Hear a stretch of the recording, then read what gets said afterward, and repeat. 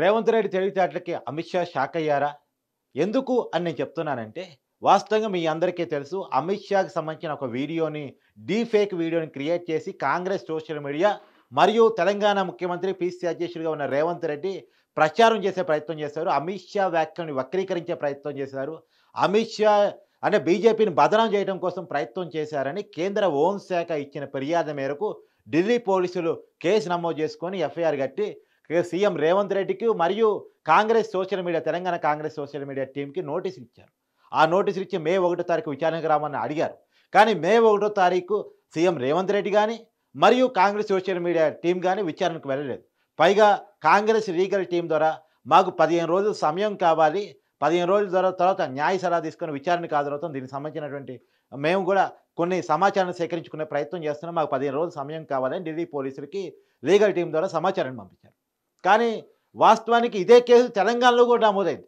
తెలంగాణలో ఎలా నమోదైందంటే బీజేపీ తెలంగాణ ప్రధాన కార్యదర్శిగా ఉన్నటువంటి ప్రేమేందర్ రెడ్డి ఒక కంప్లెయింట్ తెలంగాణ పోలీసులకు ఇవ్వడం జరిగింది.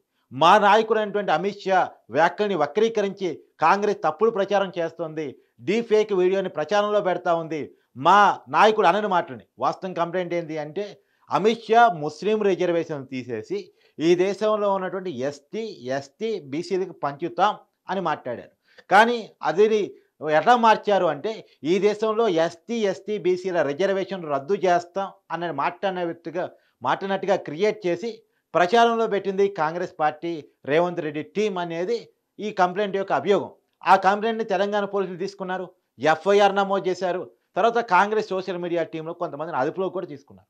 ఢిల్లీ పోలీసులు వచ్చారట. మే 1 తారీఖు విచారణకు రాలేదు కాబట్టి ఈయనను పిలిచి మాట్లాడదాం, విచారిద్దాం అని చెప్పేసి హైదరాబాద్ వస్తే వాళ్ళేమో తెలంగాణ పోలీసులు అదుపులో ఉన్నారు. Congress media social media team సభ్యులు. అయితే ఇక్కడ తెలంగాణ పోలీసులు చెప్పారంట. ఈ కేసుని మేము ఆల్రెడీ హ్యాండ్ ఓవర్ చేసుకున్నాం. ఈ కేసుని మేము ఆల్రెడీ ఎంక్వైరీ చేస్తా ఉన్నాం. సో వాళ్ళు మా అదుపులోనే ఉన్నారు. మా ఎంక్వైరీ చేసిన తర్వాత మీకు సమాచారం ఇస్తామని తెలంగాణ పోలీసులు ఢిల్లీ పోలీసుని తిప్పి పంపించారంట. అయితే ఇక్కడ ఒక మతలబు నడుస్తా ఉంది. ఏంటి అంటే రేపు కాంగ్రెస్ పార్టీ లీగల్ టీము ఒక కేసుని హైకోర్టులోనో, సుప్రీంకోర్టులోనో వాళ్ళు ఇప్పుడు చర్చించుకుంటున్నారు ఎక్కడ వేస్తే బాగుంటదనేది. ఒక కేసుని కోర్టులో వేయబోతున్నారట. ఏమని వేయబోతున్నారు? ఇప్పుడు 2 ఎఫ్ఐఆర్‌లు ఒకటే కేసుకు సంబంధించి. తెలంగాణలోనేమో బీజేపీ ప్రధాన కార్యదర్శిగా ఉన్నటువంటి ప్రేమేందర్ రెడ్డి ఇచ్చింది. ఢిల్లీలోనేమో కేంద్ర హోంశాఖ ఫిర్యాదు. సో 2 ఒకటే కంప్లెయింట్ కాబట్టి 2 చోట్లకి ఇది తిరగటం ఇబ్బందికరం కాబట్టి 2 చోట్లకి తిరగటం అంటే అందులోనూ సీఎం రేవంత్ రెడ్డి 2 చోట్లకి వెళ్లి రావటం అనేటువంటిది రాష్ట్రంలో సీఎంగా ఉన్నాడు కాబట్టి సాధ్యమయ్యే పని కాదు కాబట్టి ఈ కేసును ఒకే చోటకి 2 ఎఫ్ఐఆర్‌లు ఒకటే కేసు సంబంధించినవి కాబట్టి ఈ కేసును ఒకటే చోటకి మార్చండి, మెర్జ్ చేయండి అని చెప్పేసి అడగబోతున్నారంట. దానివల్ల ఏం జరుగుతుంది? సహజంగానే ఇక్కడ కేసు నేరం జరిగింది ఎక్కడ అంటే హైదరాబాద్ కేంద్రంగా. హైదరాబాద్‌లోనే కదా ఈ వీడియోని Congress Telangana social media team ప్రచారంలో పెట్టింది. సీఎం రేవంత్ రెడ్డి పోస్ట్ చేసింది తెలంగాణ హైదరాబాద్‌లోనే కదా. సో తెలంగాణ కాంగ్రెస్‌లో మాట్లాడింది హైదరాబాద్‌లోనే కాబట్టి సో కేసు సహజంగానే ఢిల్లీ నుంచి హైదరాబాద్‌కి ట్రాన్స్‌ఫర్ అయ్యే అవకాశం ఉంటుంది.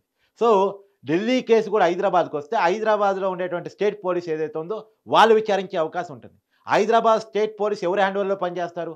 అంతిమంగా తెలంగాణ గవర్నమెంట్ హ్యాండ్ ఓవర్‌లోనే పనిచేస్తారు. సో వాళ్ళు తెలంగాణ సీఎంని గాని, తెలంగాణలో అధికారంలో ఉన్న కాంగ్రెస్ నాయకులను గాని ఇబ్బంది పెట్టే అవకాశం ఉండదు. ఆ కేసుని ఇంకా తీవ్రతను తగ్గించే ప్రయత్నమే చేస్తారు. అదే ఢిల్లీ పోలీసులు అయితే కేంద్ర హోంశాఖ పరిధిలో పనిచేస్తారు. అంటే వాళ్ళు కేంద్రం పరిధిలో ఉంటారు కాబట్టి కాంగ్రెస్ నాయకులను ఇబ్బంది పెట్టే ప్రయత్నం చేస్తారు ఈ కేసులో. కానీ ఆ కేసు తెలంగాణకొచ్చేస్తే తెలంగాణ కాంగ్రెస్‌కి అనుకూలంగా మారే అవకాశం ఉంది. ఢిల్లీలోనేమో కేసు విచారణ జరిగితే బీజేపీకి అనుకూలంగా జరిగిద్ది. తెలంగాణలో కేసు విచారణ జరిగితే కాంగ్రెస్‌కి అనుకూలంగా జరిగిద్ది. ఇప్పుడు కాంగ్రెస్ మీడియా టీమ్ ఏం చేయబోతుంది? ఆ కేసును తీసుకొచ్చేసి తెలంగాణకి ట్రాన్స్‌ఫర్ చేపించుకోవడం కోసం కోర్టులో పిటిషన్ వేయాలని అనుకుంటుంది. సో ఒక తెలివిగల పని రేవంత్ రెడ్డి చేస్తున్నారు. వాస్తవంగా ఈ కేసు ద్వారా కాంగ్రెస్ లీడర్‌ని ఇబ్బందిలో పెట్టాలని, తర్వాత ఎట్లాగైనా తెలంగాణలో అధికారం కోరుకుంటుంది బీజేపీ. బీఆర్ఎస్ పార్టీ పొలిటికల్‌గా కిల్ అయితే ఆ స్పేస్‌ని ఆక్రమించి 2029లో అధికారం ఎట్టైనా సాధించాలని, కాంగ్రెస్ ప్రభుత్వాన్ని పడేసి 2029లో బీజేపీ ప్రభుత్వాన్ని స్థాపించాలని తెలంగాణలో బీజేపీ కలలు కంటుంది. ఈ టైంలో సీఎం రేవంత్ రెడ్డి మీద వచ్చిన ఈ అంశాన్ని బీజేపీ వదిలిపెట్టడానికి సిద్ధంగా లేదు. అందుకే ఈ కేసుని అంత సీరియస్‌గా తీసుకుంది. సీఎంకి కూడా ఢిల్లీ పోలీసులు వచ్చి నోటీస్ ఇవ్వడానికి కారణం ఇదే వాస్తవానికి. ఈ దేశంలో ఫేక్ వీడియోల క్రియేషన్ అనేది ఇది మొదటిది కాదు, ఇది చివరిది కాదు. కానీ ఈ వీడియోని ఎందుకు సీరియస్‌గా తీసుకున్నారంటే ఇక్కడ ఈ కేసు సీఎం రేవంత్ రెడ్డి అంటే కాంగ్రెస్ సీఎంకి తాగుతుంది కాబట్టి ఈ కేసుని సీరియస్‌గా తీసుకొని రేవంత్ రెడ్డికి కూడా నోటీసులు ఇవ్వడం జరిగింది. ఇప్పుడు రేవంత్ రెడ్డి ఏం చేశాడు? తన చేతులతో ఉపయోగించేసి తెలంగాణలో కూడా కేసు నమోదయ్యేలా చూసుకున్నాడు. బీజేపీ కంప్లెయింట్ ఉంది కాబట్టి ఆల్రెడీ బీజేపీ ప్రధాన కార్యదర్శి ప్రమేందర్ రెడ్డి కంప్లెయింట్ ఉంది కాబట్టి తెలంగాణలో కేసు నమోదయ్యేలా తెలంగాణ పోలీసులు సహకరించారు. తెలంగాణ పోలీసుల సహకారం ఆధారంగా కేసు నమోదు చేసి ఇక్కడే విచారణ. ఇక్కడే నేరం జరిగిందనే ఆరోపణలు ఉన్నాయి కాబట్టి ఇక్కడే విచారణ జరిగేలా ఒక ప్లాన్‌కి కాంగ్రెస్ సోషల్ మీడియా టీమ్ రంగం సిద్ధం చేసుకుంటున్నట్టు మనకు అర్థమవుతా ఉంది. నిజానికి తెలంగాణలో గనక ఈ కేసు విచారణ జరిగితే ఖచ్చితంగా తెలంగాణ పోలీసు కాంగ్రెస్ పార్టీ అధికారంలో ఉన్న రాజకీయ పార్టీకి అనుగుణంగానే ఉంటారు. సీఎం రేవంత్ రెడ్డికి అనుగుణంగానే ఉంటారు కాబట్టి ఎలాంటి ఇబ్బందులు లేకుండా ఈ కేసు నుంచి వీళ్ళు బయటపడే అవకాశం ఉంటుంది. అదే ఢిల్లీ పోలీసుల చేతుల్లో గనక ఈ కేసు పూర్తిగా వెళితే అది కొంత ఎంత కాదన్నా కాంగ్రెస్ నాయకత్వానికి ఇబ్బందికరమైన కేసుగా ఉంటుంది. విచారణకు హాజరు కావటం, సమాధానాలు చెప్పడం కొంత ఇబ్బందికరమైన వాతావరణం ఉంటుంది. ఒక రకంగా పొలిటికల్‌గా ఏమన్నా బీజేపీకి వర్కౌట్ అయిందంటే వాస్తవంగా ఇక్కడ కూడా రేవంత్ రెడ్డి రివర్స్ గేమ్ ఆడే ప్రయత్నం చేశాడు. దీన్ని తెలంగాణ సమాజానికి, గుజరాతీ రౌడీజానికి ముడిపెట్టే ప్రయత్నం చేశాడు. అంటే గుజరాత్‌కి, తెలంగాణకి పోటీ. గుజరాత్ టీము, తెలంగాణ టీము ఇక్కడ గేమ్ ఆడుతా ఉన్నాయి.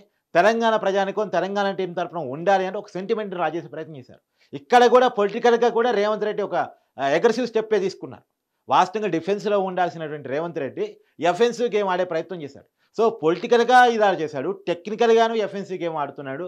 అదే రేవంత్ రెడ్డి తన తెలివితేటలకు పదును పెట్టి ఇలా చేసినందుకు రేవంత్ రెడ్డిని ఎలాగైనా కొంత ఇబ్బందులకు గురి చేయొచ్చు ఈ కేసు ద్వారా అనుకున్నటువంటి బీజేపీ అధిష్టానానికి షాక్ అయింది అనేటువంటిది మనకున్నటువంటి సమాచారం. మరి ఢిల్లీ పోలీసులకి రేవంత్ రెడ్డి చిక్కకుండా తెలంగాణ పోలీసుల చేతిలోనే ఈ కేసు ఉండేలా చేసిన ప్లాన్ ఏ మేరకు వర్కౌట్ అవుతుంది కోర్టులో ఈ కేసు వీళ్ళేసే పిటిషన్ ఏ మేరకు వర్కౌట్ అవుతుందో చూడాలి. కానీ మొత్తానికి రేవంత్ రెడ్డి వేసిన ప్లాన్కి అయితే అమిత్ షా షాక్ అయ్యారనేది మనకున్న ఇన్ఫర్మేషన్. అటు రాజకీయంగాను బీజేపీకి ఉపయోగపడకుండా పోయింది. లేదు, రేపు టెక్నికల్‌గా రేవంత్ రెడ్డిని ఇబ్బంది పెట్టడానికి అవకాశం లేకుండా పోయింది. అంటే బీజేపీ ఏ గేమ్ ఆడదామని అనుకుందో ఆ గేమ్ ఆడటానికి అవకాశం లేకుండా గేమ్ రేవంత్ రెడ్డి చేతుల్లోకి పోవటం అనేటువంటిది బీజేపీకి మింగిలి పడిన అంశం. ఖచ్చితంగానే సౌత్ ఇండియాలో ఎదగాలి. సౌత్ ఇండియాలో ఎదగటానికి ఉన్న అవకాశం ఉన్న రాష్ట్రాల్లో కర్ణాటక తర్వాత వాళ్ళకి అవకాశం ఉన్నది తెలంగాణలోనే. కర్ణాటకలో అయితే అధికారం లేదా ప్రతిపక్షం. అది బీజేపీ పొజిషన్ అక్కడ. అక్కడ ప్రత్యర్థి కాంగ్రెస్ పార్టీ. ఇప్పుడు కాంగ్రెస్ పార్టీ అక్కడ అధికారంలో ఉంది. బీజేపీ ప్రభుత్వాన్ని కూల్చేసి. అయితే ఇప్పుడు తెలంగాణలో కాంగ్రెస్ పార్టీ అధికారంలో ఉంది. బీఆర్ఎస్ ప్రతిపక్ష పొజిషన్ క్రమక్రమంగా కోల్పోతుంది. ఇప్పుడు ఆ ప్రతిపక్షంలో బీఆర్ఎస్ ఉన్నప్పటికీ కూడా ఇప్పుడు జరగబోతున్నటువంటి పార్లమెంట్ ఎలక్షన్స్ బీఆర్ఎస్ గెలిస్తే ఒకటి లేదా ఒకటి కూడా గెలవని పరిస్థితిలో ఉంది. బీజేపీ ఎక్కువ ఓటింగ్ శాతాన్ని పెంచుకుంటుంది. తర్వాత ఎక్కువ ఎంపీలు కూడా గెలుస్తూ ఉంది. కాబట్టి పొలిటికల్‌గా కాంగ్రెస్ తర్వాత స్పేస్‌ని బీజేపీ ఆక్రమిస్తున్నటువంటి సమయంలో ఖచ్చితంగా 2029 నాటికి రాజకీయంగా ఇక్కడ తెలంగాణలో గవర్నమెంట్‌ని స్థాపించాలి, బీజేపీ ప్రభుత్వాన్ని ఏర్పాటు చేయాలి, బీజేపీని అధికారంలోకి తీసుకురావాలి అనుకుంటున్న సమయంలో ఒక కేసు దొరికితే దాన్ని తమకు పాజిటివ్‌గా మలుచుకుందాం అనుకున్న దాన్ని రేవంత్ రెడ్డి తనకు పాజిటివ్‌గా మలుచుకోవడం ఏదైతే ఉందో అది బీజేపీ అధిష్టానానికి ఇబ్బందికరంగాను మింగుడు పడిన అంశంగాను ఉంది.